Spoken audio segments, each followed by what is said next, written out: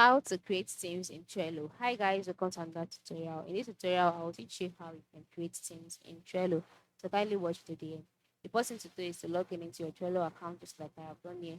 And then once you're logged in, you'll be brought to the home page automatically. On this page, you can see the different things that you've done on Trello in recent times.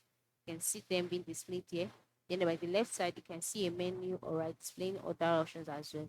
So the one thing was notice that for you to create teams in Trello, you have to be using the premium version of Trello. This is because creating teams is not available for those using the free version. So to upgrade to the premium version, move to the left side of the screen, scroll down and click on the Drive Trello Premium, click on Start with Fire, and then you can just go ahead and make payments and all of that.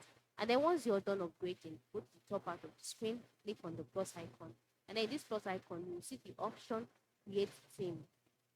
As you can see, the option is not being displayed here for me because I am still using the free version of Trello. So once you see the option create team, ensure you click on it. Once you click on it, you'll be asked to give your team a name.